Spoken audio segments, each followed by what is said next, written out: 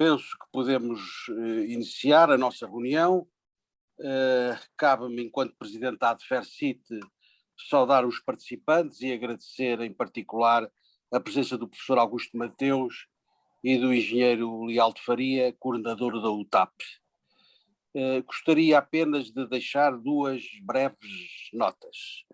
Como estarão recordados, na sequência da apresentação pública da metodologia para a elaboração do Plano Ferroviário Nacional, aqui há tempo no NEC, entendeu o senhor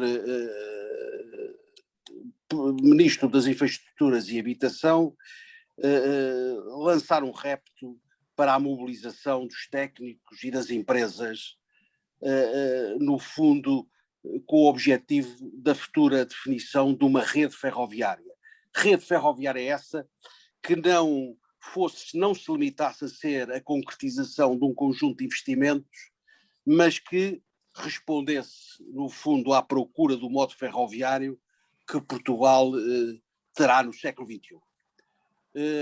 A ADFERCIT entendeu responder com a sua profunda ainda origem no sistema ferroviário, entendeu responder a este repto e por isso aqui está a colaborar na definição de um conjunto de questões que entendemos importantes. Ou seja, no fundo nós estamos a realizar um conjunto de webinars destinados a refletir sobre os pilares que apontamos como estratégicos e verdadeiras traves mestras da abordagem para os resultados do futuro Plano Ferroviário Nacional, que sejam consistentes na qualidade e verdadeiramente úteis para acrescentarem valor ao futuro ecossistema ferroviário que queremos ver desenhado para o século XXI.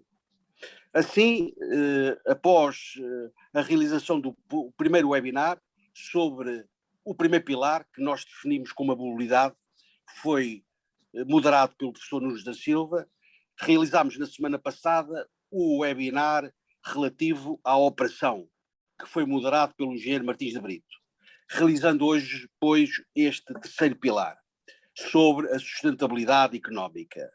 O que é que a gente pretende hoje? No fundo, o que hoje iremos procurar era estabelecer as linhas de orientação e de critérios de avaliação dos impactos económicos e dos custos da oportunidade dos projetos de futuros investimentos, tendo como base a avaliação dos retornos e benefícios com vista a antecipar o valor gerado pelos investimentos.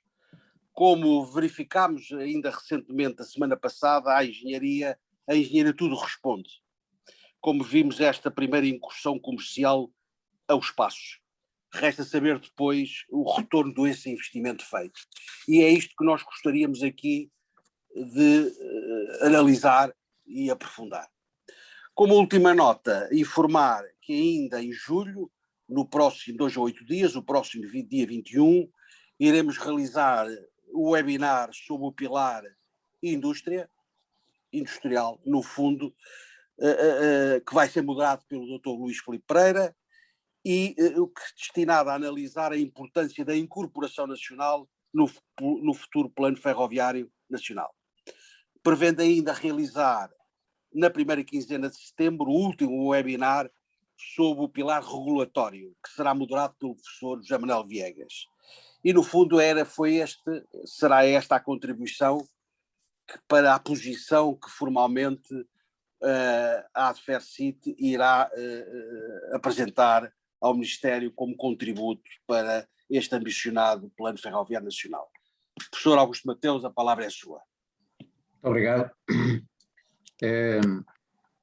Eu pensei que a melhor solução era, digamos, podermos aqui ter uma reflexão centrada naquilo que é a lógica do investimento, particularmente a lógica do investimento público em infraestruturas, mas não só, e fazer isso no contexto do estudo já realizado, e o Miguel Leal faria uma intervenção muito na linha do olhar moderno sobre a sustentabilidade económica deste tipo de projetos. Não, como ele próprio disse na preparação, não é especialista em ferrovia, mas é seguramente um bom especialista. Se tu te fores embora e ainda cá não estiver, desliga. Desliga, basta desligares a luz. Tiraram, agora penso que já se ouve, não se está a ouvir, não é? Não. Pronto. Estava a dizer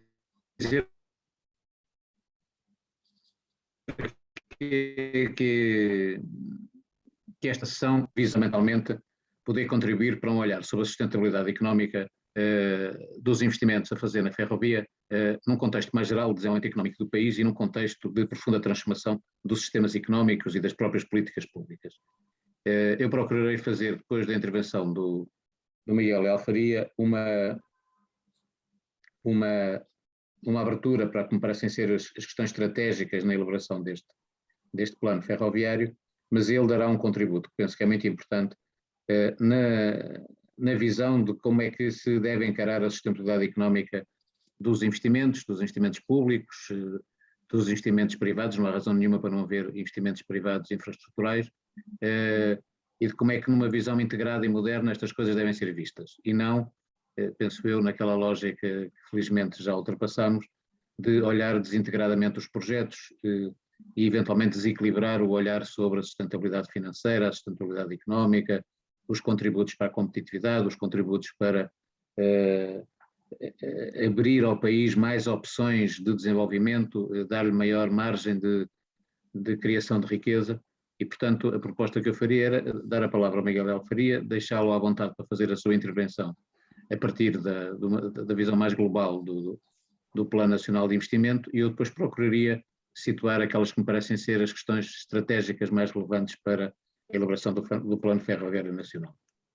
Miguel, se estivesse de acordo, dava-lhe a palavra e depois faria a minha abertura a partir das suas conclusões e passaríamos a palavra aos participantes para colocarem questões e intervirem e depois fecharíamos em função do desenrolar do tempo. Vamos a isso. Muito obrigado pela palavra. Bem, boa tarde a todos. Como o professor Augusto Mateus anunciou, de facto nós na UTAP, e eu como coordenador da UTAP tive uma presença na análise do Programa Nacional de Investimentos no contexto do Conselho Superior de Obras Públicas. É evidente, e perdoem-me referir este Programa Nacional de Investimentos 2030, mas tenho consciência que no fundo o foco não é esse, o foco é efetivamente a ferrovia, mas enfim, como anunciado, eu gostava daqui partir para explicar um bocadinho qual é que foi a nossa abordagem e, de certa maneira, as recomendações que nós nesse âmbito deixámos e que, a nosso ver, são perfeitamente utilizáveis na discussão que aqui se pretende ter sobre a sustentabilidade económica dos projetos a desenvolver no âmbito do Plano Ferroviário Nacional. Nós aí começámos pela abordagem possível, mais simples, mas a possível, que foi no fundo fazer, através de uma comparação do impacto orçamental dos investimentos previstos no PNI 2030, atendendo às suas fontes de financiamento com o peso dos investimentos estruturantes ou estruturais que já estão presentes no Orçamento de Estado. Ou seja, de certa maneira, e perante a ausência de alguma informação que eu de seguida vou adiantar, que tinha esse Programa Nacional de Investimentos, de certa maneira até entendível, atendendo à natureza mais programática, de certa maneira utilizámos a par que informação possível, disponível para fazermos a análise possível. Foi essencialmente uma análise financeira, até mais do que financeira orçamental. Ou seja, não projeto a projeto, mas agarrando no bolo do projeto e percebendo os seus impactos, no bolo dos projetos e percebendo os seus impactos no Orçamento de Estado, no Orçamento das Administrações Públicas, atendendo, entre outros, à sua, digamos, como eu dizia há pouco, às suas fontes de financiamento. Mas essa é apenas uma vertente de analisar estes projetos.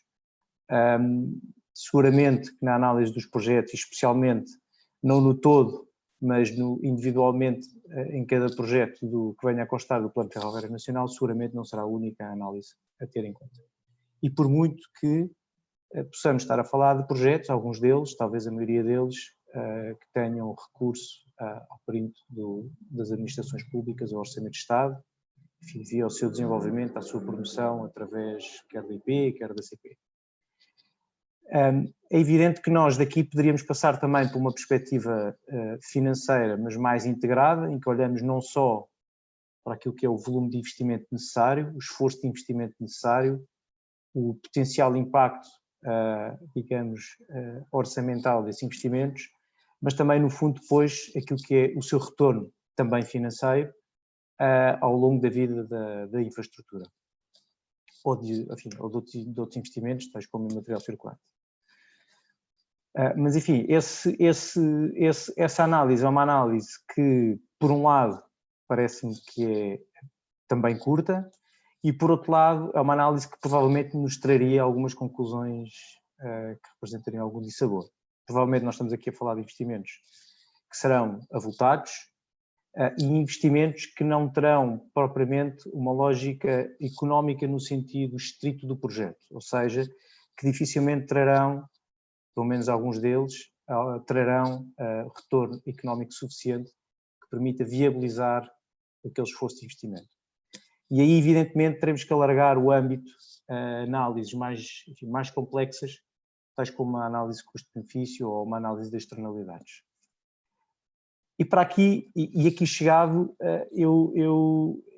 enfim, volto de certa maneira àquilo que foi o mote de lançamento do Plano Ferroviário Nacional, com a identificação de uma série de necessidades, tais como ligar a ferrovia a todas as capitais de distrito, reduzir o tempo de viagem entre Lisboa e Porto, melhorar a ligação da rede ferroviária aos portos e aeroportos, enfim, uma série de necessidades que foram identificadas que, em última instância, se pretendia que contribuíssem para a descarbonização, para a proteção do ambiente, para o desenvolvimento económico e, finalmente, para a melhoria geral da qualidade da vida das pessoas.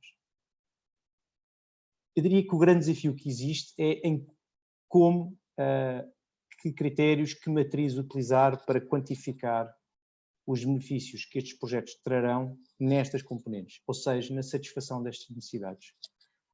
De que forma é que se poderá quantificar o valor desta descarbonização? E quando eu digo quantificar, não falo estritamente ou necessariamente de uma perspectiva do orçamento de Estado das administrações públicas, mas no fundo de todos os intervenientes económicos, inclusive privados. De que forma é que se poderá quantificar, no fundo, esta preservação do ambiente, o próprio desenvolvimento económico? E, no fundo, aquele primeiro desafio, mas enfim, talvez o grande desafio que eu aqui identifico é como, de certa maneira, medir a sustentabilidade económica destes projetos sem necessariamente ficar refém ou ficar dependente de que eles possam vir a ter algum tipo de rentabilidade financeira para o seu promotor, seja ele privado, seja ele público. E de certa maneira são, digamos assim, estes aqueles desafios que eu entendo para o desenvolvimento de uma matriz de análise de sustentabilidade económica destes projetos, insisto, é em como materializar, como quantificar as necessidades que se pretende que estes projetos satisfaçam. Estas necessidades que são um pouco mais intangíveis, que são claramente, poderão distar de alguma maneira daquilo que são as consequências mais imediatas da realização destes investimentos. Em todo o caso, são aquelas que presidem, no fundo, à vontade de concretizar este Plano Ferroviário Nacional e, mais concretamente, os seus projetos. E, enfim, assim, de forma um bocadinho sumária, é este o desafio que eu lanço, é que, no fundo, se possam concretizar em matrizes que permitam quantificar, porque realmente vejo com muita dificuldade pensar nestes projetos sem a quantificação dos seus benefícios, de certa maneira a criação de matrizes que permitam avaliar, valorizar estes efeitos de descarbonização, de proteção do ambiente, desenvolvimento económico e esta avaliação da qualidade geral de vida das pessoas, que é também um dos objetivos finais visados por este plano, segundo aquilo que pude analisar.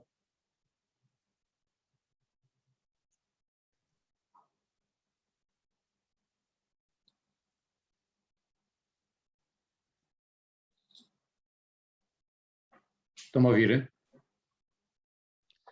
Muito obrigado, Miguel. Eu talvez avançasse então as questões que me parecem mais essenciais, pegando exatamente digamos, na metodologia que o Miguel África deixou.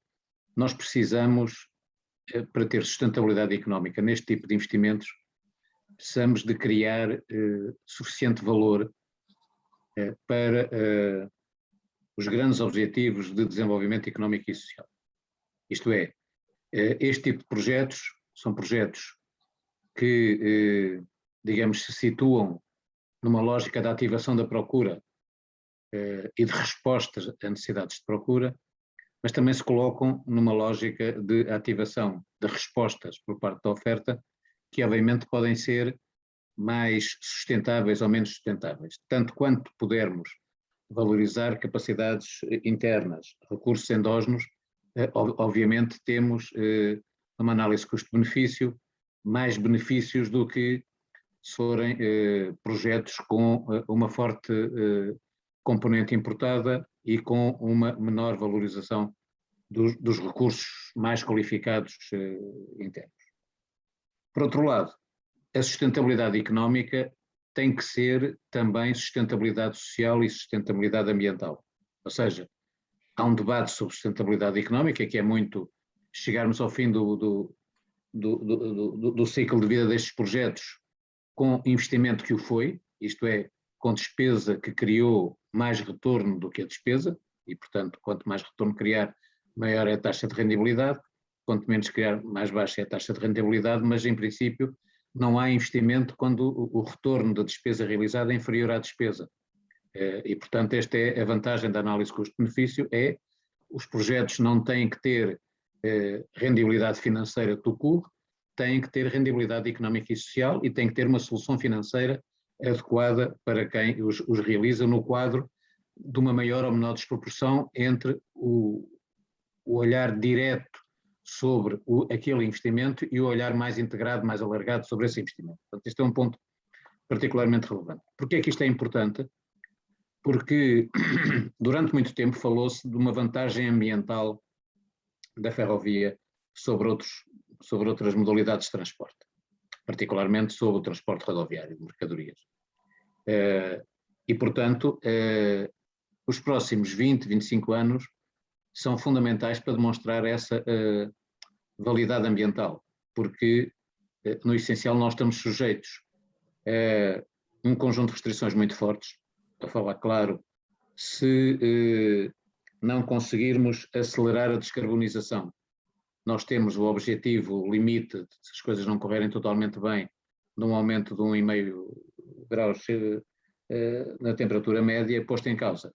Isso significa que vamos ter que aumentar os incentivos ou as penalizações para acelerar a descarbonização e, nomeadamente, teremos taxas de carbono mais elevadas que vão incidir sobre um conjunto alargado de áreas. Portanto, uma das vantagens de um plano ferroviário estrategicamente bem elaborado é, obviamente, dar opcionalidade a um país de poder ter um contributo mais acelerado para a descarbonização, explorando as vantagens que o modo ferroviário pode apresentar sobre outros modos. E, portanto, não é o modo ferroviário em si, é uma ferrovia que contribui aceleradamente para a eletrificação e é uma ferrovia que contribui aceleradamente para um conjunto de outras transformações que tornam, no fundo, a economia, neste caso portuguesa, mais qualificada para reduzir significativamente as emissões de gases de estufa, para evitar desperdício e para otimizar todas as outras componentes do aumento económico e social. Portanto, de alguma maneira, há os objetivos que foram elencados e que são objetivos muito gerais, na minha opinião. Nós precisaríamos de um grande objetivo estratégico que é aquilo que já foi discutido em variedíssimas conferências, que é, no fundo, garantir que, no contexto ferroviário, Portugal está na Europa e não é uma ilha. E, portanto, este aspecto não pode ser resolvido com N ligações. Portanto, há, obviamente, um pouco como o estrangulamento da exportação e importação de eletricidade a partir da França limita o desenvolvimento em Portugal e limita o desenvolvimento do mercado ibérico. Nós precisamos de ter a possibilidade de ter opções do ponto de vista do nosso relacionamento europeu e da satisfação de mercados que são decisivos para o nosso desenvolvimento económico e social com opções estratégicas. Nós temos hoje a Espanha como o nosso principal parceiro económico, não tem que ser necessariamente assim, embora as relações com a Espanha devam ser incrementadas e fortalecidas sem qualquer dúvida. Mas, no essencial, digamos, nós vamos ter transformações no modo aéreo, vamos ter transformações no modo marítimo e temos de ter transformações no modo ferroviário. Portanto, esta aposta na ferrovia não pode ser um regresso ao passado, é uma antecipação de um futuro diferente em que ganhamos maior capacidade para criar valor que permite financiar adequadamente, com esforço público e privado, os investimentos feitos. Portanto, pensar bem aquilo que é dentro da ligação, dentro do papel da ferrovia ao aumento da competitividade dos portos. Aumentar a competitividade dos portos é dar-lhes interland, é dar-lhes espaço de influência para poderem ter atividade. E, portanto, de alguma maneira, nós temos uma história na Península Ibérica em que a Espanha usou a sua realidade mediterrânica e atlântica, muito mais competitiva a mediterrânica do Atlântica, do ponto de vista de portos, para desenvolver um sistema logístico que, no essencial, prescindiu do litoral atlântico português. E, portanto, esta lógica de desenvolver, na minha opinião, de desenvolver com a ferrovia as potencialidades de portos portugueses, deve ser feita num contexto mais geral, em que uma parte da Espanha ganha com o acesso à frente atlântica portuguesa e, portanto, e alarga o interland dos nossos portos.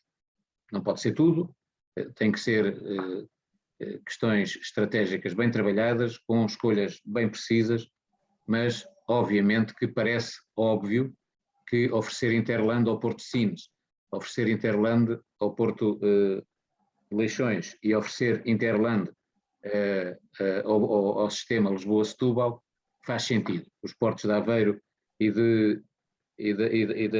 da Figueira são portos muito especializados e, portanto, é fácil perceber que construir um plano estratégico no horizonte de 2030, 2050, pressupõe ideias muito claras de rearranjo territorial e logístico da própria Península Ibérica, em que há vantagens em poder fazer alguns investimentos cujo retorno é a mais longo prazo e tem que ser bem monitorizado para não haver, digamos, uma lógica retórica de justificação de um investimento que não está a funcionar. A própria ferrovia pode ter um papel importante na configuração dos portos. Todos os portos que contêm interland acabam por se conectar com portos secos, que são servidos por ferrovia e que gerem espaços de atração de atividades económicas, nomeadamente valorização de recursos endógenos para o mercado mundial, que seriam particularmente bem-vindos para uma visão de coesão territorial e desenvolvimento das zonas menos competitivas da economia portuguesa, centradas em ideias corretas de valorização de recursos endógenos. A primeira ideia, há aqui um papel da ferrovia na estruturação territorial da Europa e da participação da Península Ibérica nessa estruturação territorial da Europa, que obviamente é uma das que precisa, para se ver a sua sustentabilidade, claramente uma análise custo-benefício e de um prazo relativamente mais longo. Primeira ideia. Segunda ideia, parece-me essencial, digamos, apostar bastante naquilo que é a tal demonstração da vantagem ambiental da ferrovia. Estamos a falar de quê? Estamos a falar de que tipo de serviço, que tipo de linha, que tipo de tração, que tipo de equipamentos, e isso obviamente requer operadores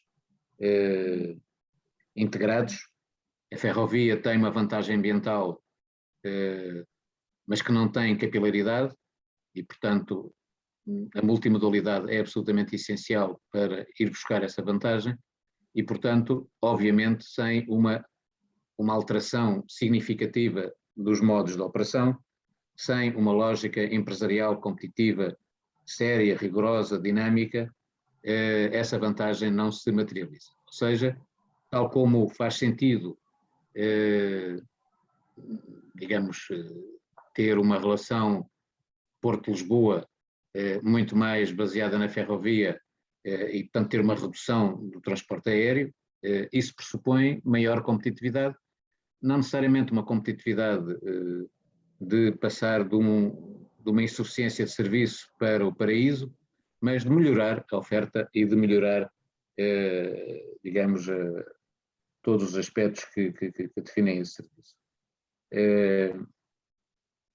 E, portanto, aqui parece-me haver muito a fazer e, obviamente, a parte que depois ocuparão no seminário mais à frente da industrialização é aqui particularmente relevante. Não faz muito sentido não ter uma dinâmica muito forte naquilo que é apostar seriamente na criação destes projetos de investimento associados ao plano ferroviário não serem formas de investimento industrializante, isto é, serem formas de investimento que arrastam um conjunto de atividades, não propriamente as velhas atividades, não vamos reinventar a Sorefam, talvez valha a pena perceber que já estragámos a Sorefam por decisões erradas do ponto de vista do desenvolvimento da ferrovia, já salvámos empresas espanholas que escusávamos de ter salvo, na minha opinião, mas temos todo um conjunto de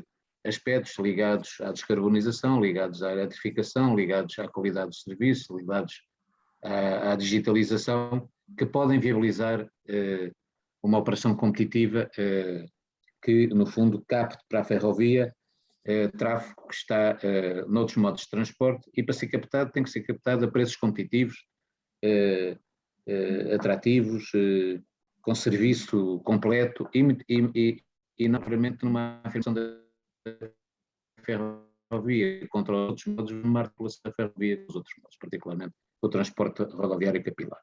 Terceira questão que me parece estratégica, há uma alteração radical a fazer nas cidades, na concepção das cidades, no governo das cidades, na organização da mobilidade e, portanto, desse ponto de vista, obviamente que o Plano Ferroviário Nacional tem que dar um impulso a essa realidade. Nós temos, como sabem, temos uma lógica de construção de cidades que deixa muito a desejar. A nossa maior cidade tem cerca de 18 km, começa na Buraca e acaba em Algueirão e Martins, não tem nome, não tem estruturação, é estruturada por uma linha de ferroviária e por uma rodovia de 3 faixas de cada lado, a ferrovia quádrupla, e depois uma desorganizada aglomeração de casas, muitas vezes sem habitat, sem serviço. Portanto, há muito a fazer do ponto de vista de encontrar um papel interessante para o contributo da ferrovia para a mobilidade no desenvolvimento de cidades inteligentes. Se calhar, o papel da ferrovia no transporte dentro das cidades pode mudar muito. A articulação, mais uma vez, é importante, o papel, digamos, das várias modalidades de transporte está a mudar. Muito provavelmente aquilo que nós chamamos de transportes públicos rodoviários pode-se aproximar muito de formas de uberização, para não gastar muito tempo a explicar como é que isso se faz. A própria configuração das redes e dos operadores pode mudar radicalmente. Nós temos insistido numa lógica de organização territorial das cidades que não respeita as cidades. Portanto, temos conselhos, autarquias definidas sem nenhum respeito pela forma como as pessoas vivem e como as pessoas trabalham. O Conselho de Lisboa não faz rigorosamente qualquer sentido, como o Conselho do Porto, como conselhos. Não há autarquias metropolitanas, portanto, não há formas de governo de regiões metropolitanas que tenham uma dimensão própria, com interações e movimentos pendulares fortíssimos. Temos dificuldade em combinar os vários modos de transporte. No caso de Lisboa, essa dificuldade é aumentada pela travessia fluvial e, portanto, para termos retorno suficiente dos investimentos que estão previstos, nós precisávamos de ter uma outra visão desta lógica. Uma coisa são os investimentos para melhorar drasticamente a utilização da ferrovia no transporte de mercadorias. Outra coisa é aumentar decisivamente a mobilidade entre as principais cidades. Outra coisa é usar o modo ferroviário para dotar as cidades e a organização urbana de inteligência. Um ponto que me parece muito importante também para calcular a sustentabilidade económica é o seguinte: eu acredito que nenhum país se desenvolve, muito menos as suas regiões menos desenvolvidas, com base em transferências financeiras. Quer dizer, se a lógica de desenvolvimento for transferir transferências financeiras das regiões mais desenvolvidas para as regiões menos desenvolvidas, tudo permanece mais ou menos igual. Foi o que aconteceu na Itália do Sul, começou a transferência a partir da construção da União Europeia, ainda nos anos 50, a diferença entre a Itália menos desenvolvida e a Itália mais desenvolvida é maior agora do que era nessa altura. A maior parte das transferências permitiram fazer catedrais no deserto, isto é, investimentos industriais uns e infraestruturas outros que não tiveram o retorno que deviam ter, e muitos desses investimentos são eles próprios desertos, isto é, são investimentos que não dialogam com os recursos endógenos dos territórios que se querem desenvolver. O maior obstáculo ao desenvolvimento das regiões menos desenvolvidas em Portugal é a falta de interação entre as diferentes regiões. O que é preciso é que as regiões portuguesas colaborem mais umas com as outras e que quem está nas regiões menos desenvolvidas tenha acesso a opções de colaboração e de cooperação com as regiões mais desenvolvidas. Ora, a ferrovia tem um papel muito importante nisso e pode ser um instrumento de coesão territorial que não tem sido utilizado e que pode ter aqui um papel muito importante, e se o tivesse, tinha, obviamente, maior retorno do ponto de vista dos benefícios económicos e sociais para a comunidade como um todo. O último desafio que eu gostava de deixar é, obviamente, o da conjugação das várias transições em que estamos envolvidos. Nós temos uma transição demográfica, temos um envelhecimento fortíssimo da população, temos novos riscos de saúde, não é apenas o Covid-19 ou este tipo de vírus. Nós temos uma globalização que acentuou muito os riscos de saúde pública, que se vão continuar a acentuar, e portanto precisamos de muito mais resiliência. Temos um sistema de alimentação muito pouco resiliente, temos doenças civilizacionais relativamente graves, crónicas, que pesam drasticamente nos orçamentos públicos e que limitem as nossas opções. E, portanto, de alguma maneira, não se trata apenas de uns retoques na maneira como ocupamos o território. Nós fomos talvez longe demais nas preocupações de ordenamento e ficamos muito aquém nas opções e nos modelos de povoamento. Nós ordenamos sem povoar, ordenamos independentemente dos movimentos populacionais. Ora, em termos populacionais, nós temos um envelhecimento drástico, precisamos, no caso português, de rejuvenescer a população, precisamos de imigração com I, precisamos de movimentos de redistribuição de povoamento no território nacional e, mais uma vez, essas matérias são muito importantes do ponto de vista de um plano ferroviário nacional. E, portanto, no essencial, precisávamos de encontrar aqui não a lógica do retorno ao último quartel do século XIX, não a lógica do desenvolvimento económico centrado a partir de uma linha de caminho de ferro que chega e abre conexões entre territórios, mas centrando a mobilidade no coração da descarbonização, desconfiando da vantagem ambiental da ferrovia, porque não é a vantagem de um diesel de um comboio grande que nós devemos agora explorar, a vantagem que nós devemos explorar é a de um combate dramaticamente eficaz contra o desperdício e contra as alterações climáticas que são evidentes e que nos limitam drasticamente as nossas opções de desenvolvimento económico e social. Portanto, eu sou favorável à valorização da ferrovia, sou favorável a fazer de Portugal membro de pleno direito da Europa em termos ferroviários, coisa que não é, mas de uma forma inteligente, estrategicamente bem, precisamos de uma ligação que sirva todo o território à Espanha, que nos dê a possibilidade de desenvolver em bitola europeia com o mais moderno serviço possível e com as melhores opções de sustentabilidade económica e ambiental e social de equipamentos, e cá teremos o país ligado assim a fazer as suas escolhas de uma rede de comboios que é mais com diferentes escolhas, com diferentes equipamentos, estarmos longe do modelo que mais me agradava, que é um modelo de explorar a tempo e horas todas estas interações. Nunca percebi porque é que a linha natural de metro à superfície em Lisboa, que é a linha de cintura que vai até Alcântara, nunca percebi porque é que ela não foi construída como a nossa primeira grande linha de metro. Nunca percebi porque é que há tantas bitolas a serem exploradas em várias modalidades de transporte ferroviário urbano, mas deixando isso de lado, é um problema meu seguramente. Creio que temos aqui uma oportunidade de soluções mais interessantes e mais favoráveis.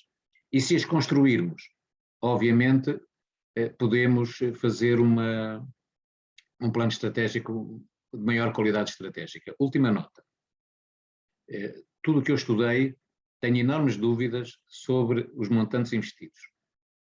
Isto é, acho que fazia falta, um pouco na linha do que o Miguel Faria dizia, precisávamos de uma lógica de preços de referência para estes investimentos. Dar um exemplo concreto, o novo aeroporto de Berlim custou, antes dos problemas e antes da guerra institucional que foi aberta, como sabem, uma coisa não alemã que aconteceu na Alemanha, mas o investimento de raiz, projeto, realização, fim, custou 2.600 milhões de euros. Eu, quando vejo a dimensão de alguns projetos de investimento em Portugal, acho que faz falta alguma comparação internacional de preço de referência para projetos semelhantes. E, portanto, falando de sustentabilidade económica, eu acho que todos estes projetos devem passar pelo crivo de comparar o que é comparável e, portanto, quanto é que custaram projetos semelhantes em países europeus com especificações comparáveis. Para podermos ter, digamos, o primeiro princípio da sustentabilidade, que é fazer uma despesa competitiva e não fazer uma despesa não competitiva. E depois temos que ir à procura do retorno, mas para termos sustentabilidade, o investimento tem que ser um investimento proporcionado e não um investimento desproporcionado em função, digamos, dos aspectos que temos aqui. Já não estou a falar dos custos do plano ferroviário chinês, ou da possibilidade que a China tem de fornecer serviços a custos muito baixos aos operadores económicos. É possível exportar do centro da China para Xangai ou para qualquer grande porto da China no Pacífico a custos muitíssimo baixos. Não estou a referir a isso, estou-me a referir no rol desse plano estratégico, os investimentos terem referências de comparabilidade internacional bem apresentadas e bem pensadas, e não se tomar 1.000 milhões ou 2.000 milhões ou 3.000 milhões como se tivesse que ser assim e estivesse tudo bem.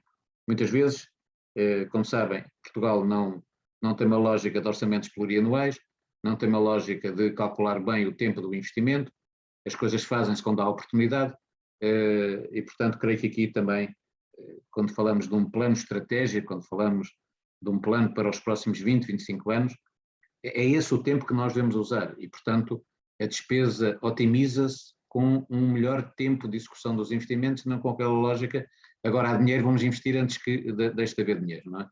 E portanto, aqui também creio que um reencontro do país com o contributo da ferrovia para o seu desenvolvimento era particularmente importante e esse tem sido de alguma maneira o papel da ferrovia e da Adfercit neste tipo de iniciativas. Eu vou agora passar um pouco a vista de olhos pelo que foi sendo escrito e dito. Se me permitir... Miguel, enquanto eu vejo aqui o bate-papo para... Exatamente, aproveito o momento para fazer aqui uma intervenção na sequência daquilo que acabou de dizer, particularmente este último ponto, nessa questão da temporalidade dos investimentos. Isso parece-me que é particularmente interessante quando, no fundo, aquilo que está aqui em causa é decidir não por um ou por outro investimento. É, no fundo, fazer uma conjugação de investimentos, é certo que num plano setorial, único, mas no fundo uma lógica integrada. E isso é particularmente importante quando nós percebemos que muito provavelmente nós temos aqui um conjunto de ganhos, são ganhos de rede. No fundo são projetos que de certa maneira promovem também outros projetos. E portanto, não só para evitar demasiada concentração do esforço de investimento no só momento, mas também para permitir no fundo desenvolver o Plano Ferroviário Nacional, desenvolver no sentido de execução já da obra, de forma faseada, permitindo então que se concretizem pequenos ganhos que permitirão, de certa maneira, confirmar se os pressupostos para lançamento de uma outra obra, de um outro projeto, se verificam, em que medida é que se verificam e, de certa maneira, recalcular-se aquilo que é a matriz ou a equação de sustentabilidade económica projeto a projeto. Até essa é uma vertente muito importante, essa parte do planeamento. Outra vertente que me parece muito importante, enfim, não é muito diferente daquilo que eu já disse, mas de certa maneira é reforçar aquilo que eu já disse, que é esta importância, no fundo, de nós, enfim, eu percebo que muitas vezes causa-nos algum desconforto monetizar, digamos assim, os resultados de determinadas iniciativas de investimento, etc., especialmente quando se fala em políticas públicas. Mas a verdade é que é difícil comparar volumes de investimento que necessariamente são denominados em euros com ganhos de CO2. É de facto difícil. E quando nós queremos abarcar na análise custo-benefício de cada um destes projetos todos esses ganhos trazidos em tempo de deslocação, em facilidade de deslocação, em CO2 evitado e por aí adiante, quando nós queremos trazer isso para uma análise de projeto a projeto, evidentemente que nós temos que ter alguma capacidade de concretização destes ganhos de uma forma minimamente monetizável. Porque senão nós não conseguimos então chegar à conclusão se estamos perante um projeto que oferece um retorno ou não, independentemente daquilo que é o seu volume de investimento. De certa maneira, estas são as duas notas que neste momento eu queria dar. Obrigado. Eu penso que isso permite uma primeira conclusão, que é dentro de um chamado Plano Ferroviário Nacional, há uma área que é uma área de sinergias e de rede, que no fundo é desdobrada num conjunto de investimentos que se articulam entre si, e depois há alguns investimentos mais standalone, podem ser objeto de um olhar mais centrado nesse investimento. E, portanto, a avaliação dos impactos, obviamente, tem que ser feita por aproximação. Muitas vezes, na análise custo-benefício, nós temos que ser, de uma maneira, inovadores, ou inventivos, ou criativos. Eu coordenei a equipa que avaliou o Sinergic, o programa de cadastro, que tem sido sucessivamente adiado e que está longe de estar desenvolvido, mas consegui chegar a um indicador que foi ver em todos os investimentos de rede, à escala nacional, qual tinha sido o custo da inexistência de cadastro. E o valor era absolutamente surpreendente, era cerca de 2,5%. Portanto, em cada 100 milhões de euros, 2,5 milhões eram gastos que só são feitos porque não havia cadastro. Se houvesse cadastros, não precisavam de ser feitos. Dados de segurança jurídica, dados de conhecimento do território, dados de articulação com potenciais beneficiários ou potenciais obstrutores do desenvolvimento das redes.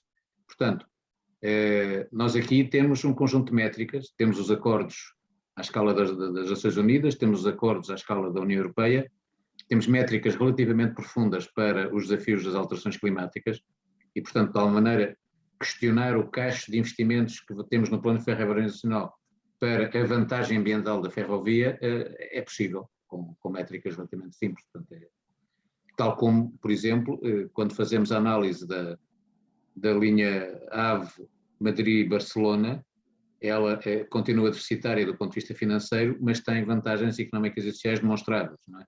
Portanto, aqui também não é ao euro ou ao milhar de euro que nós vamos ter, nós temos que ter uma ideia segura sobre se estamos a correr riscos de ter investimentos que não têm o retorno que nós esperávamos ou se têm o retorno que nós esperávamos.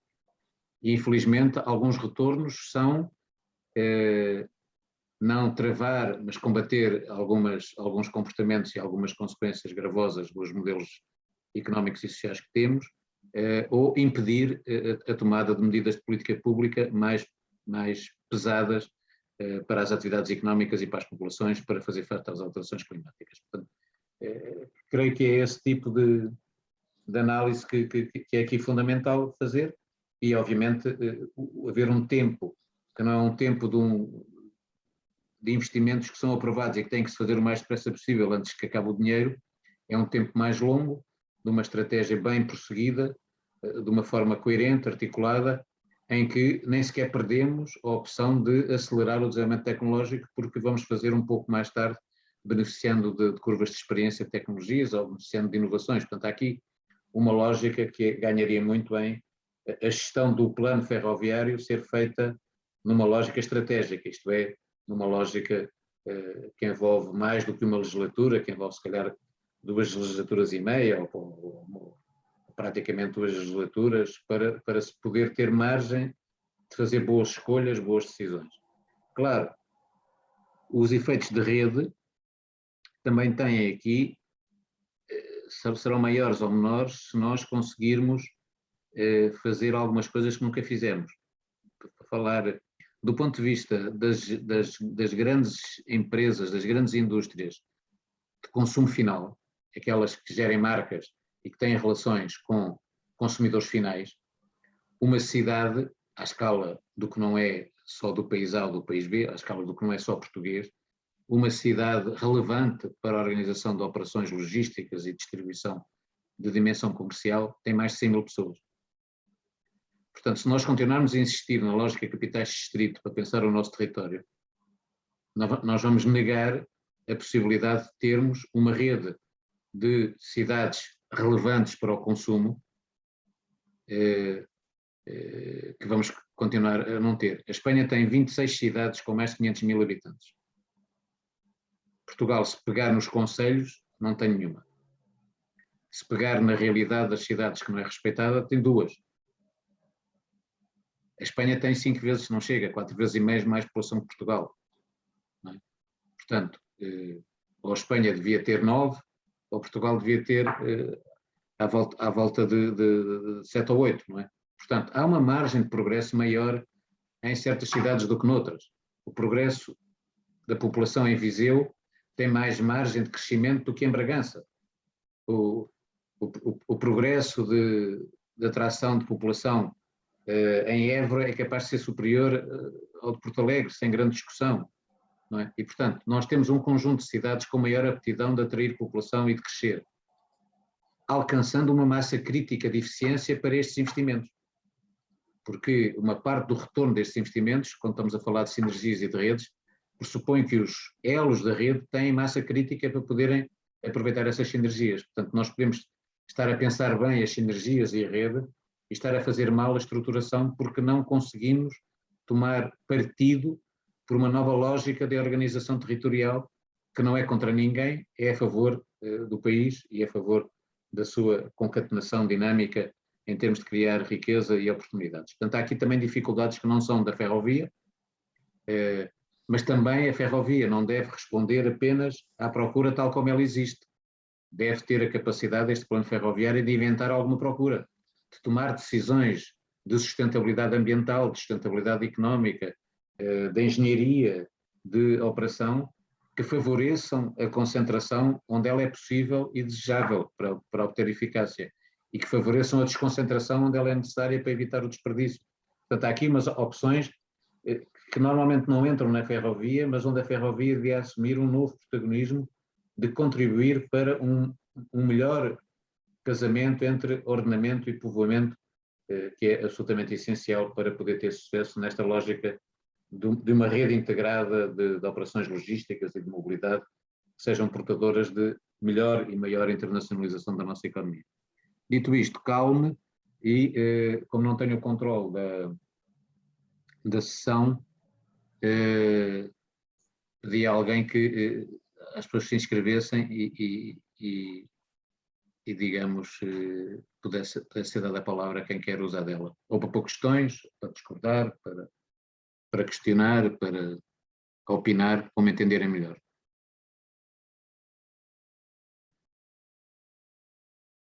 Não sei se eu Lídia Pinto, não sei quem é que... Eu não tenho ninguém de mão levantada, não é? E não tenho possibilidade, acho eu, de dar a palavra.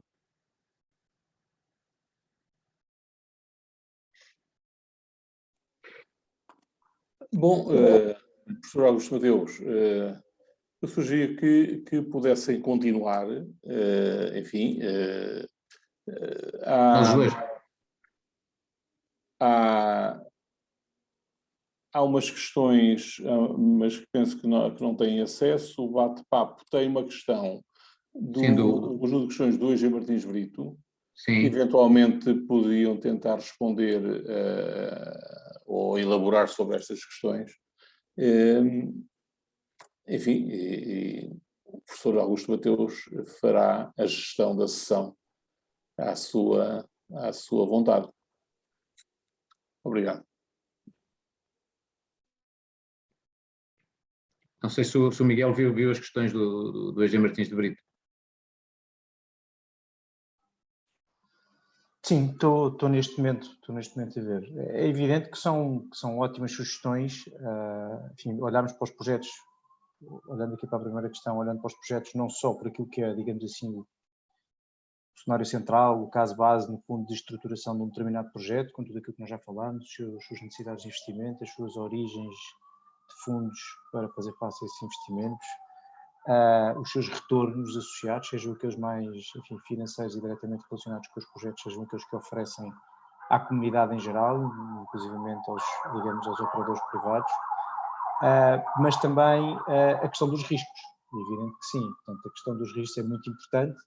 Identificar potenciais vias ou potenciais fragilidades, digamos assim, nesses eixos que quantificam quer os custos, quer aquilo que é o benefício trazido por esses projetos, identificar esses riscos, atribuir-lhes de alguma maneira algum tipo de quantificação e probabilidade de ocorrência. E, portanto, e com isso, no fundo, daí resultar-nos alguma métrica que nos permita, para além daquilo que é o chamado cenário central, criar aí alguns cenários, vamos chamar de sensibilidade, as variáveis fundamentais do projeto que nos permitam ter um quantitativo que de certa maneira possa, consoante o seu desvio maior ou menor, faz aquilo que é o chamado cenário central, leve-nos, digamos, a olhar para o projeto numa perspectiva crítica e não estritamente num cenário, e assim não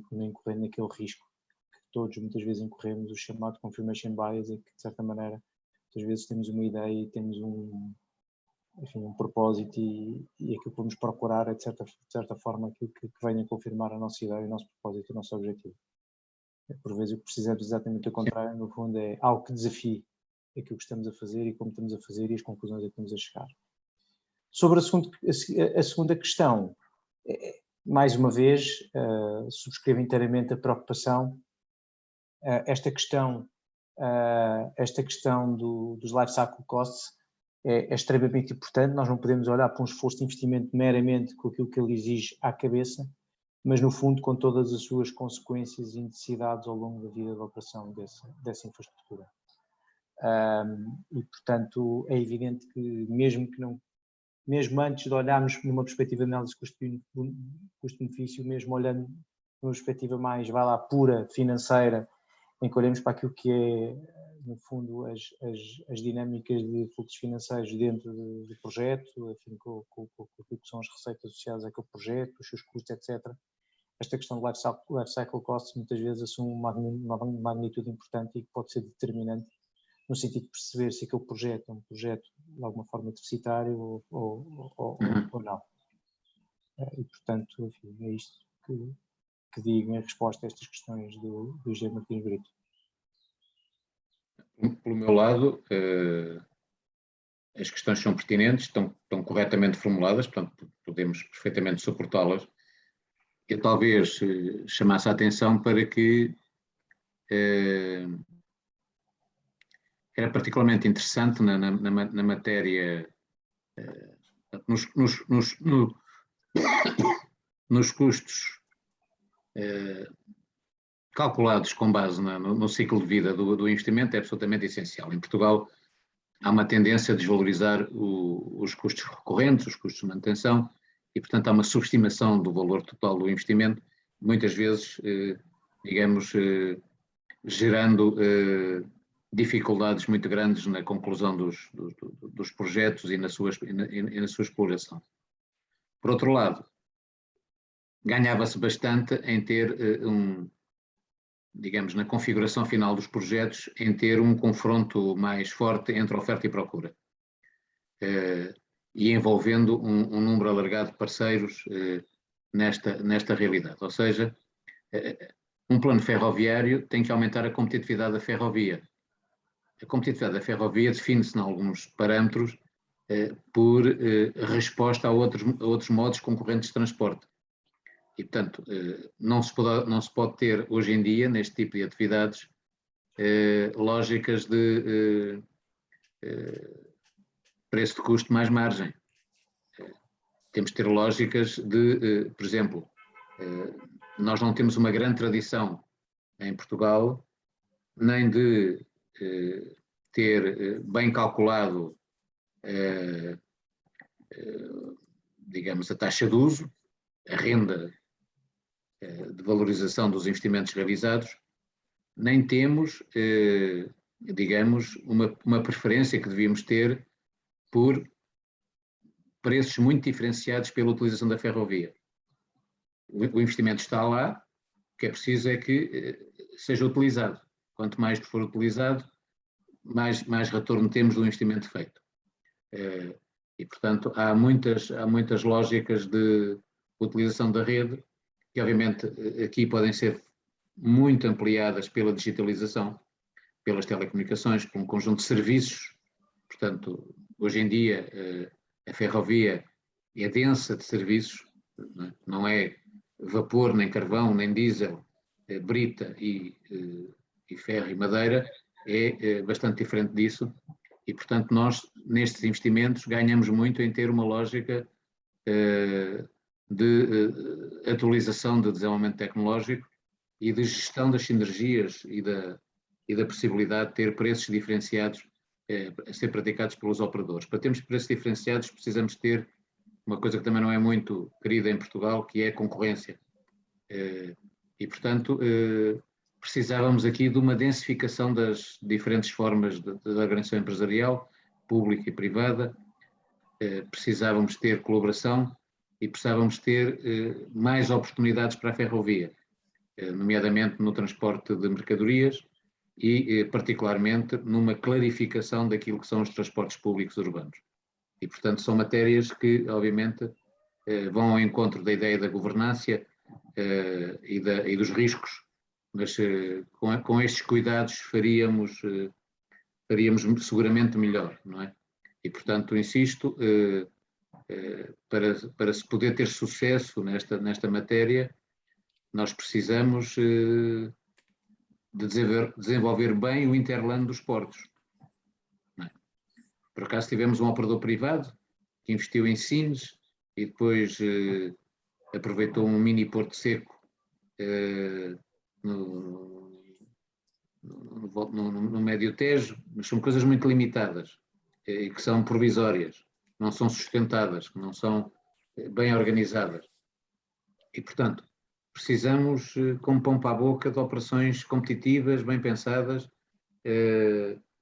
com respostas à procura que não são apenas quantitativas, são, aqui põe-se exatamente o mesmo que se põe nos serviços de saúde, é preciso ter acesso no tempo certo, na qualidade adequada e nas condições de equidade que a saúde exige. Portanto, talvez uma chamada de atenção em função destas questões para que o plano ferroviário inclua um plano de transformação dos operadores.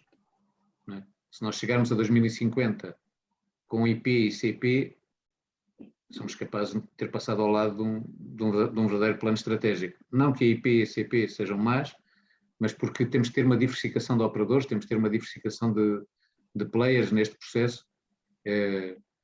Temos, obviamente, que intensificar a nossa relação com Espanha, temos que intensificar o contributo da ferrovia para a competitividade dos portos que temos na nossa fachada atlântica, e temos que oferecer condições atrativas de vida nas cidades de maior dimensão para poder atrair população altamente qualificada, sem a qual o país passa por um inverno demográfico terrível para o crescimento económico. Se Portugal continuar a envelhecer ao ritmo que tem envelhecido, com um saldo migratório muito reduzido, tem um inverno demográfico que diminui drasticamente o nosso crescimento económico. Portanto, estas matérias têm que ser pensadas sem pedir tudo à ferrovia. Tem que se pedir à ferrovia o que ela pode dar e tem que se dar à ferrovia aquilo que ela precisa para poder planear a médio prazo estes investimentos. Portanto, isso parece-me ser um aspecto particularmente relevante quando estamos a falar de sustentabilidade económica.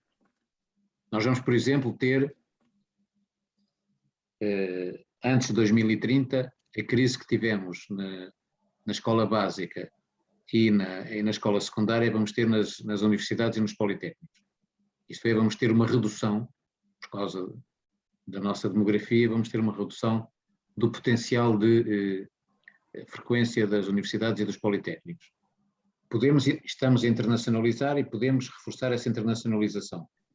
Mas muito provavelmente ainda vamos a tempo de resolver algum problema de dar formação superior específica a pessoas que não o puderam ter quando tinham 20, 30, 35 anos.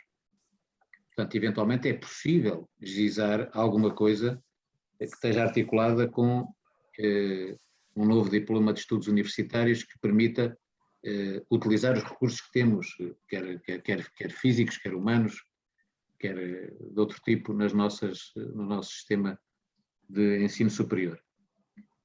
A ferrovia tem um papel a dar a isso, porque obviamente permite desenvolver adequadamente a interação entre determinados centros universitários e determinadas aglomerações de residência. E, portanto, há aqui muita coisa que era preciso colocar na procura, muito para além daquela procura já conhecida. Há uma procura não conhecida, pode ser importantíssima para garantir a sustentabilidade económica dos projetos de que estamos a falar. E eu acrescento que talvez esteja digamos assim, uma pista sobre como hierarquizar, como planear, digamos assim, a cadência destes projetos, quiçá em função, começando por aqueles que visam essencialmente responder àquilo que são déficits de serviço, aquilo que é procura existente, ou uma procura que, não sendo existente, tem âncoras muito, muito fortes, e eventualmente deixar para uma segunda fase aquilo que, no fundo, são os projetos que se acredita que vêm, no fundo, promover, digamos assim, ou vêm trazer um serviço que hoje não é propriamente um serviço requerido, um serviço para o qual exista já essa procura. E, portanto, no fundo, assim, com isto, trabalhando um bocadinho sobre bases mais sólidas na sustentabilidade dos projetos, quer naqueles que poderiam constituir a primeira vaga, quer os de uma segunda vaga que no fundo já teria uma base mais, digamos assim, mais densa de ferrovia e de projetos inovadores e inovatórios para no fundo trazerem então a base crítica para estes segundos projetos. Há aqui uma questão muito importante que nós temos vindo aqui a referir, pelo menos nas entrelinhas, mas eu gostaria de explicitar um pouco mais, que é a questão da previsibilidade. No fundo, esta questão do planeamento e a estabilização de um plano que se defina nesta fase parece-me ser de enorme importância.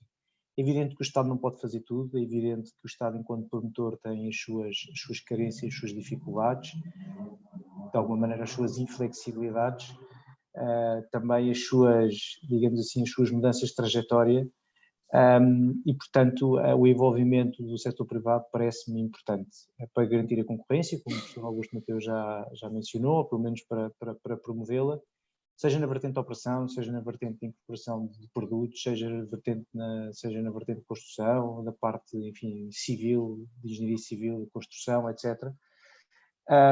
Mas, no fundo, o envolvimento desse setor privado é evidente que terá uma maior promoção se houver um planeamento, uma direção e houver, de facto, passos dados consistentes com o planeamento que se faça.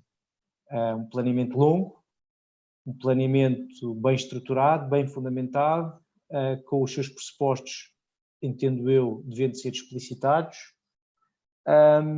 e no fundo, com esse planeamento e com alguns passos dados consistentes com esse planeamento, e com algumas provas, digamos assim, que esse planeamento sobrevive a algumas mudanças que existam na vida política, eu diria que com isso temos uma boa base para que o setor privado se envolva neste plano ferroviário nacional e naquilo que ele pode trazer. Estive agora a ver as perguntas que entretanto foram colocadas. O engenheiro Matias Ramos coloca um conjunto de questões muito pertinentes e eu não posso estar mais de acordo com algum ceticismo que ele espelha nessas questões. Claro que há aqui matérias que têm que estar articuladas, não é? Nós vamos ter transformações muito significativas na aviação civil, não só em função da pandemia, mas em função de um reforço das preocupações de sustentabilidade e descarbonização, e portanto vamos ter uma alteração dos fluxos de turismo, vamos ter uma alteração das modalidades de viagem, tudo isso vai sofrer bastantes alterações. Mas é indiscutível que não há futuro, até porque essas alterações vão reforçar, não há futuro em Portugal para o turismo, nem há futuro em Portugal para a internacionalização, sem capacidade de ter um polo de recepção de fluxos de transporte mais longínquo dos grandes emissores de fluxos turísticos e das economias mais dinâmicas nesta fase de globalização. E, portanto, Portugal criou o seu modelo turístico numa lógica de proximidade, digamos, os assalariados mais bem pagos das Ilhas Britânicas e também, de alguma maneira, assalariados com alguma segurança económica da França e da Alemanha, mais da Alemanha do que da França, como sabem. E depois o turismo de proximidade da Espanha. Temos 4 mercados emissores que ainda são cruciais para Portugal e não temos futuro nessa lógica concentracionista. Fizemos alguns esforços interessantes do ponto de vista de diversificação em direção a espaços mais longínquos, nomeadamente as Américas, alguns países asiáticos, mas se a nossa visão for ter uma lógica de um aeroporto low cost em qualquer sítio, desde que baratinho, sem nenhuma visão de futuro, apenas com uma lógica de poupança do montante do investimento a realizar, obviamente estragaremos uma parte substancial da nossa internacionalização e do potencial turístico que Portugal tem. E, portanto, obviamente, há uma ligação muito forte entre Portugal não ser uma ilha ferroviária, entre haver um projeto de velocidade elevada que faça sentido para 2 cidades relativamente pequenas, a cerca de 300 km de distância, Convém não confundir as coisas. A relação Porto-Lisboa tem muito pouco a ver com a relação Madrid-Barcelona ou com a relação Paris-Lyon. Era bom que não fosse, mas não é. Portugal tem 10 milhões de habitantes, não tem 30. Enfim, não se podem inventar coisas e, portanto, conceber bem os projetos, fazer bem a articulação da linha de velocidade elevada com um aeroporto a sério, indutor de internacionalização e de criação de riqueza, e com, por fim, a ilha ferroviária portuguesa, oferecendo, do ponto de vista das mercadorias, a fachada atlântica de Portugal ao desenvolvimento da internacionalização da Espanha, são coisas demasiado importantes para serem deixadas, digamos, à lógica que tem presidido. Nós estamos há cerca de 60 anos a tentar construir um novo aeroporto na região de Lisboa. E não fomos capazes de o fazer. Porque nunca discutimos o que era um aeroporto competitivo. Sempre discutimos onde é que devia ficar o aeroporto, se era mais próximo daqui, ou dali, ou dacoli. E depois, a propósito dessa discussão, que é muito genérica, metemos sempre um conjunto de outros projetos que todos eles podem fazer sentido, mas o sentido geral é que normalmente está omisso. E, portanto, não posso estar mais de acordo com a necessidade, dentro de um plano ferroviário, haver uma lógica superior ao plano ferroviário que lhe dá sentido e que lhe dá tempo para ele ser executado. E, portanto, aqui creio que é a primeira questão que eu coloquei, que é aqui absolutamente decisiva, que é uma nova configuração para o relacionamento. Portanto, nós temos que ter um país menos rival e mais amigo, mais colaborativo. Nós temos que pôr fim a rivalidades sem nexo. Temos que pôr fim a pensar a uma escala demasiado pequena, porque essa escala não tem eficácia e, portanto, não tem retorno para os investimentos que queremos fazer. E, portanto, um país muito mais ligado, muito mais interativo, muito mais colaborativo é absolutamente essencial e, portanto, isso passa por passa pela valorização de alguns recursos endógenos absolutamente cruciais, passa por ter verdadeiramente um aeroporto competitivo, feito com calma. A pandemia permite-nos fazer isso com calma, feito com ousadia, feito com tempo, feito com tempo e para durar bastante tempo, flexível para se poder adaptar à evolução tecnológica que vai ser muito, muito, muito significativa. E precisamos de uma boa articulação da ferrovia com isso. Na solução, também já discutimos numa sessão da ADFERCIT sobre a melhor articulação entre as várias opções. Precisamos da tal ligação ferrovia-portos, que não pode ser romântica, nem retórica, nem genérica. Tem que ser efetiva. Nós temos que poder exportar e importar e armazenar em condições mais competitivas. Temos, obviamente, que ter melhores condições para poder aproveitar algumas vantagens de recursos endógenos. Nós somos, do ponto de vista agroalimentar, uma mistura do Mediterrâneo e Atlântico. Isso dá-nos entre 2 a 3 semanas de vantagem em certos produtos frescos em relação ao resto da Europa. Mas não temos sistema de transportes nem sistema logístico para aproveitar essa vantagem. Portanto, perdemos essa vantagem. Portanto, há aqui um conjunto de fatores de desenvolvimento que se tem que prestar muita atenção. E, portanto, obviamente que, voltando também a uma questão que estava colocada nas questões do Engenheiro Martins de Brito, a governança da ferrovia não pode ser nem corporativa nem setorial, tem que ser transversal. Porque verdadeiramente a sustentabilidade económica depende desses efeitos de rede e destas sinergias. Depende das oportunidades que se abrem à mobilidade das pessoas, das mercadorias, à competitividade do investimento estrangeiro e nacional para trabalhar para mercados mais longínquos. Portanto, desse ponto de vista, ganhávamos muito em ter uma governança que não fosse da ferrovia pelos ferroviários, entre aspas, tudo. Portanto, temos que ter um valor estratégico primordial para certas questões do Plano Ferroviário Nacional. Essas questões têm que ser questões nacionais, não podem ser questões da ferrovia. E depois temos outras, que são os projetos mais específicos, que podem e devem ser desenvolvidos com bastante cuidado. Por exemplo, a questão da industrialização. nós, quando demos cabo nós, não fomos nós, nenhum de nós, não é? Quando o país deu cabo da Sorefama, foi por uma teimosia, porque queríamos a circular nas nossas linhas de caminho de ferro comboios em alumínio. E na altura a Sorefama era o centro de excelência da ABB para comboios em ferro. A ABB propôs ao governo português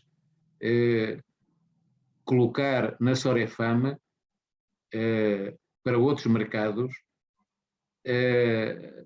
o mesmo valor de produção que lhe fosse encomendado em comboios de alumínio, porque não ia mudar entre o seu centro de excelência na Suécia para comboios de alumínio e o seu centro de excelência em Portugal para comboios de ferro. E, portanto, alguma flexibilidade nisto tem que ser feita, porque se nós teimarmos, quer dizer, para termos industrialização, a ferrovia tem que se articular com quem fabrica comboios, com quem fabrica sistemas de comunicação, com quem fabrica todo um conjunto de equipamentos que são fundamentais para a digitalização da ferrovia. E, portanto, não é possível ter um governo disto a partir apenas da ferrovia. Temos que ter aqui política industrial, a sério. A industrialização não é regressar ao Fontes Pereira de Melo, não é regressar às primeiras formas de industrialização. A industrialização que está aqui em causa é uma nova industrialização, que é basicamente serviços de conhecimento, serviços de inteligência, serviços avançados, explorando a internet das coisas e um conjunto de novas oportunidades. Portanto, talvez essa questão do engenheiro Martins de Brito é particularmente relevante e talvez ajudasse a dar menos pessimismo ao engenheiro Matias Ramos. Quer dizer, temos que acreditar que é possível em Portugal ter alguns planos estratégicos que se fazem ao longo de 6 a 10 anos, com meios de financiamento previamente estabelecidos, e para transformar o próprio funcionamento da economia. Quer dizer, eu insisto, sem mudança dos operadores, sem mudança dos players principais, nós não conseguimos garantir a sustentabilidade económica destes investimentos. A Argentina teve a primeira rede de autoestradas e do cabo dela, por não considerar os custos recorrentes. Investiu, teve a rede de autoestradas nos anos 20, 30 do século XX e depois ficou com caminhos de cabras, porque simplesmente não teve capacidade para manter o investimento realizado. E, portanto, nós precisamos que este plano seja um plano não de infraestruturas, mas um plano de dinamização da procura de descarbonização e de valorização das oportunidades que a ferrovia pode dar às opções de um país para se desenvolver.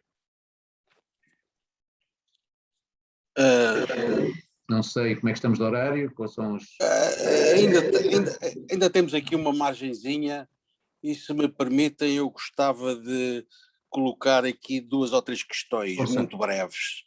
Uma delas era esta frase que fica, esta realidade, que é o aumento da competitividade dos portos, que a ferrovia permite aumentar o seu hinterland. O que é que a gente constata hoje é o corredor atlântico, que no fundo visava aqui projetar os nossos portos, a fachada atlântica, os nossos portos situados na fachada atlântica, na Europa. E o que temos infelizmente constatado é que este corredor atlântico tem sido, de certo modo, tem privilegiado ultimamente os portos do noroeste de Espanha e tem também habilmente dos nossos amigos espanhóis sido desviado para juntar ao eixo mediterrâneo, através da plataforma de Saragossa, Madrid, e nós, enfim, continuamos aqui um pouco isolados. Ou seja, Douro Leixões, Aveiro, vindo por aí fora, Lisboa, Sines, têm tido alguma dificuldade, de facto, em ver projetado a sua competitividade em termos do corredor atlântico. A segunda constatação é aquilo que agora recentemente, na última intervenção do professor Mateus, falava das plataformas logísticas. recordo 2006 ou 2007, por essa altura, uma grande reunião na Alfândega, no Porto, em que era apresentado um plano de aproximadamente 30 e tal, se não 40 plataformas logísticas. Exatamente. Também está recordado. Pronto, são estas questões que nos preocupam e que me fazem pôr uma pergunta.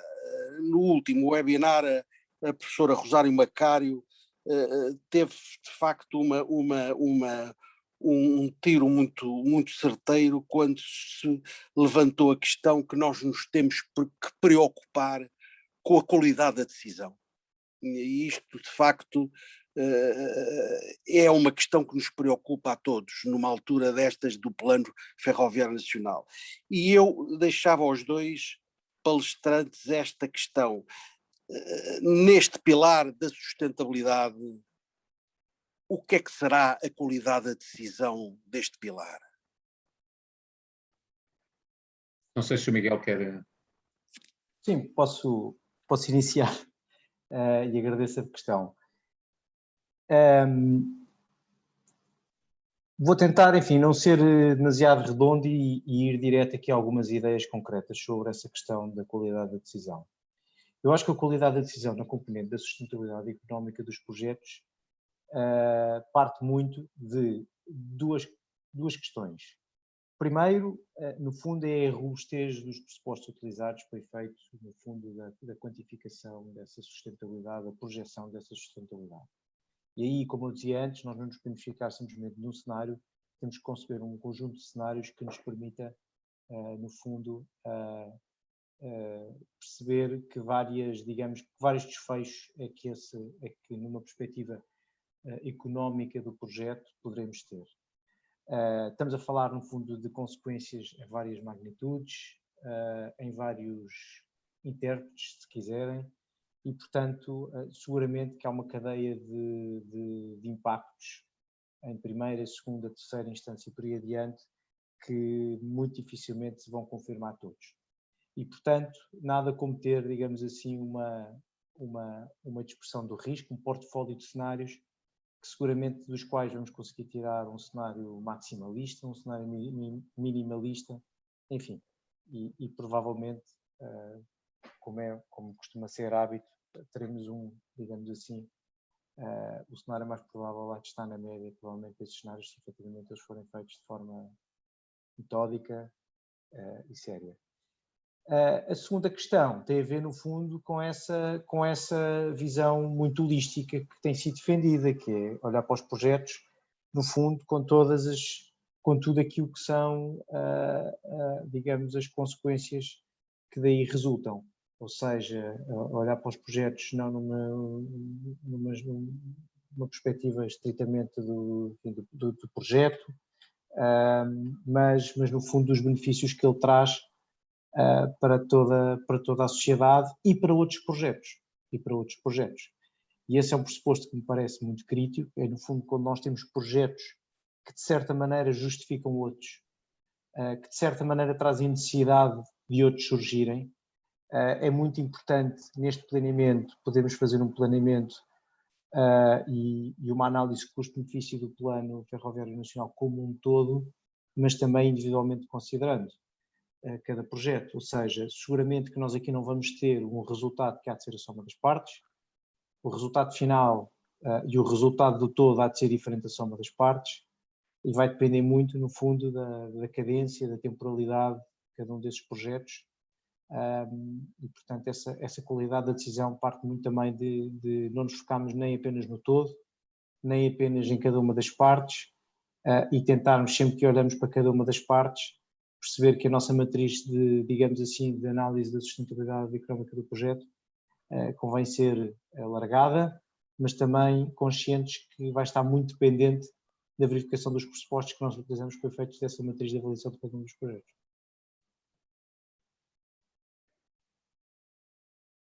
Pelo meu lado, a qualidade da decisão é sempre absolutamente essencial em qualquer investimento. Não é? E a qualidade da decisão tem muito que ver com uma formulação adequada dos objetivos, com uma percepção rigorosa do que ainda não é visível para todos, não é? Daí a necessidade de estudos que o sejam a sério e não de papéis, e daí a necessidade de operadores que sejam portadores de capacidades suficientes para terem qualidade de decisão. Se eu tiver operadores limitados, a qualidade de decisão é limitada, porque os operadores têm uma gama limitada de preocupações e de capacidades e de objetivos. Depois, nós temos aqui no plano ferroviário questões tão fundamentais quanto aquela que o Leiria Pinto colocava. Quer dizer, a jangada de pedra não foi inventada pelo Saramago, só que o corte é um bocadinho diferente. A jangada de pedra foi feita para Portugal, não para a Espanha. E, portanto, a Espanha fez, e bem, uma ligação através de um enorme porto seco, que é a plataforma logística de Saragossa, fez um desenvolvimento logístico articulando portos do Atlântico e do Mediterrâneo. Portanto, Algeciras, Valência e Barcelona e Bilbao, o País Basco e a Catalunha articuladas com Madrid. A Catalunha é a grande plataforma de importação da Espanha. Tudo o que a Espanha importa para a sua atividade económica é importado via Catalunha, via Porto de Barcelona. Barcelona tem uma função de abastecimento de produtos importados para o resto da Espanha, poucas pessoas prestam atenção em Portugal, é absolutamente colossal. E, portanto, Saragossa é o lugar geométrico das regiões mais desenvolvidas de Espanha, País Basco, Catalunha e Madrid, e, portanto, reinventou-se. Aliás, quando se diz que a decisão democrática nunca é favorável a fatores estratégicos, no caso de Saragossa é mentira. Saragossa estava na sua maior crise quando algumas pessoas tiveram a coragem de apresentar uma candidatura, digamos, ao governo de Saragossa com base na plataforma logística. Não era contratar jogadores para a equipa de futebol, não era fazer uma capital qualquer europeia, não eram aquelas coisas triviais. Era uma coisa tão difícil de ser reconhecida pela população como a criação de uma plataforma logística. E o que é facto é que as pessoas votaram e a plataforma logística foi construída e Saragossa conheceu um surto de crescimento económico particularmente relevante. Portanto, esta matéria de quebrar o isolamento ferroviário de Portugal, de dar novas perspectivas de competitividade aos nossos portos, de articular o serviço de alta velocidade de passageiros com o aeroporto. Enfim, estas coisas são de uma primeiríssima necessidade e a qualidade da decisão advém da sua integração, advém do seu faseamento correto. E, portanto, aqui não é da ferrovia, é do governo de Portugal. Portanto, nós temos que ter a esperança que a democracia portuguesa há de permitir eleger soluções do governo que sejam capazes de ter esta qualidade de decisão. A qualidade é integrar o que está desintegrado. É responder não a uma procura que existe, mas a uma procura que vai existir. É ganhar experiência em soluções tecnológicas avançadas para poder dominar as soluções tecnológicas que vêm a seguir. E, portanto, este é o grande desafio. Claro, ajuda a somar decisões para aumentar a qualidade e não o contrário. Não é? Tem sido dificílimo reestruturar o Barreiro. Havia aqui nas questões, tem sido dificílimo. O que fazer com o que sobrou da experiência da CUF tem sido difícil de aplicar. Eu trabalhei no desenvolvimento de um plano estratégico para a Química Park e, portanto, pude pensar nisso e tenho algumas ideias, mas basicamente sempre numa lógica em que aparecem perspectivas que são culturais, por exemplo, fazer no Barreiro uma praça maior que o Terreiro do Paço e verdadeiramente orientada para Poente, coisa que o Terreiro do Paço não está, fazer, obviamente, uma reestruturação completa do território herdado da implantação da CUF para operações que dessem competitividade à conurbação dos portos na região de Lisboa. É possível redistribuir a localização dos portos entre margem norte do Tejo, margem sul, entre Porto de Lisboa, Porto de Setúbal, sem coisas lunáticas nem romantismos. É possível otimizar o funcionamento dos portos, integrá-los e ter uma lógica de ocupação de localizações privilegiadas diferente daquela que temos tido. E, portanto, isto são tudo questões em que a ferrovia é instrumental, em que a ferrovia tem um papel, mas não tem o papel central necessariamente. E, portanto, são questões de governo. Depois, obviamente, nós vemos certos países desenvolverem a ferrovia com base em preços competitivos, com base em propostas sólidas de operação. Vemos noutros sítios a mera realização de investimentos, não é? sem perspectivas de transformação da realidade económica, do funcionamento dos mercados, sem respeitar muitas vezes as próprias necessidades de internacionalização das empresas, enfim. Seguramente que era possível ter um modelo menos centrado no transporte rodoviário de mercadorias, que é essencial, mas é essencial para dar capilaridade, é essencial para articular com a ferrovia. Nós temos dificuldades em fazer isso, temos dificuldades em ter operadores suficientemente integrados e diversificados para poderem ser aqui úteis. E, portanto, a qualidade da decisão depende muito da riqueza do tecido empresarial, da riqueza do papel dos detentores do conhecimento e, portanto, mas ajudava muito ter verdadeiramente opções estratégicas que fossem assumidas por um governo nesta direção, ou noutra, mas que fossem claras do ponto de vista da orientação dos investimentos públicos e dos investimentos dos operadores.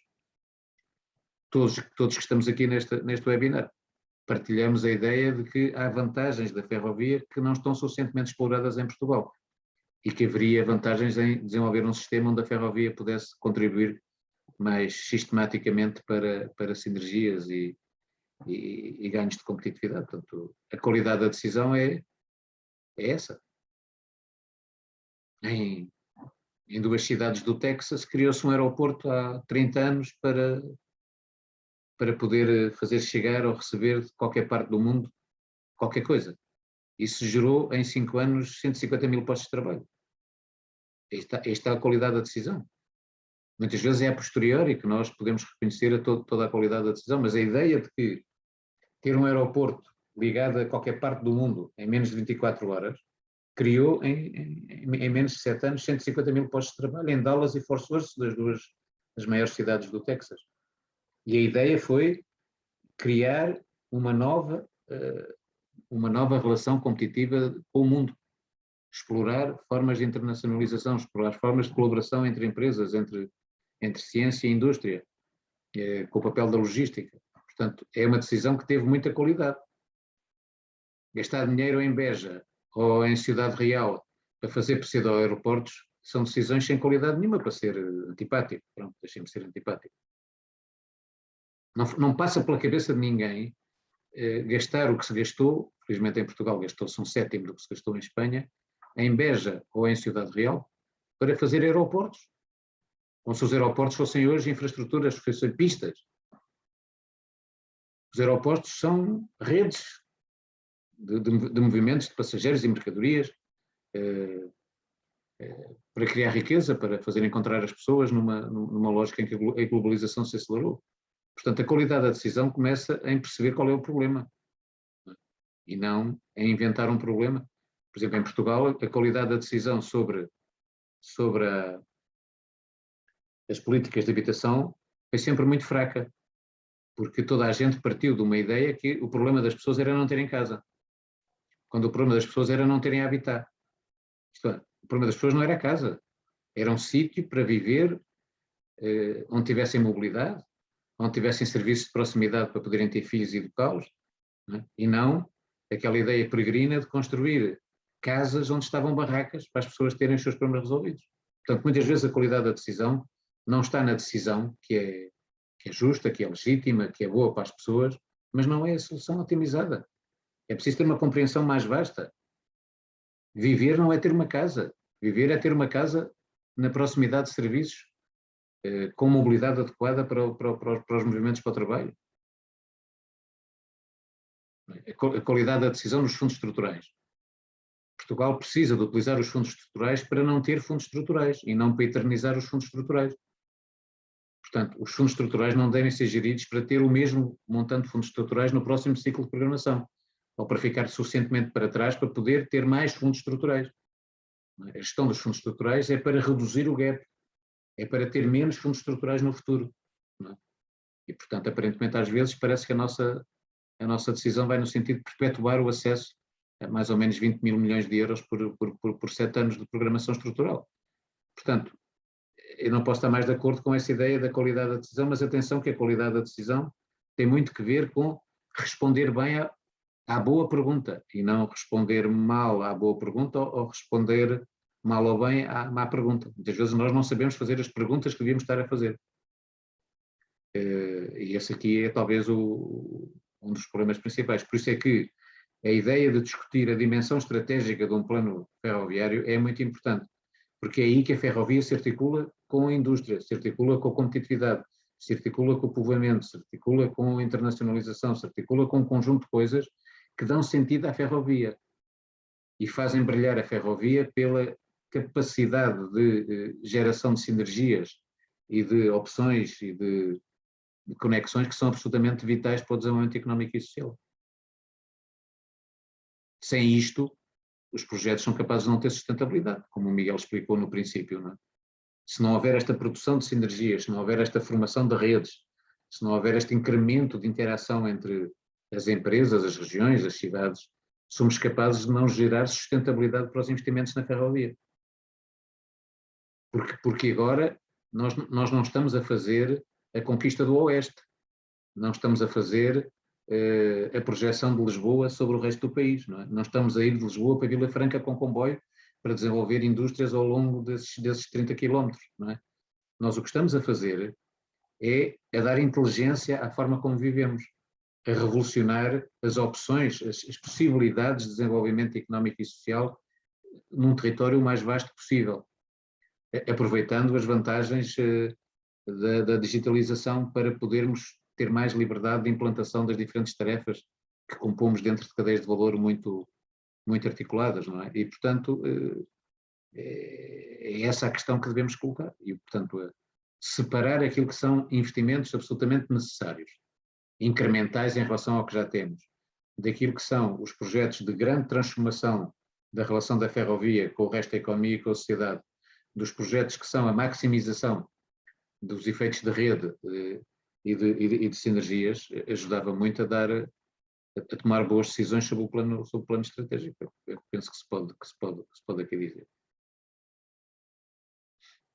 São 7h40, não sei, há mais questões.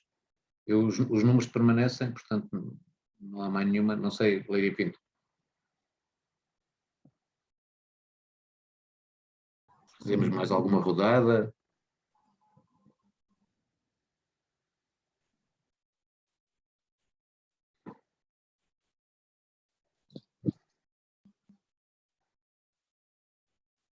Acho que temos a missão cumprida, não? Pois. Em termos de densidade horária, seguramente. Pois, em termos de densidade horária, seguramente. Agradecendo ao Miguel, agradecendo a todos os participantes, como moderador, fiquei por aqui. Acho que ficaram algumas ideias interessantes, mas sobretudo penso que a melhor ideia é que ainda nos falta trabalho, ainda nos falta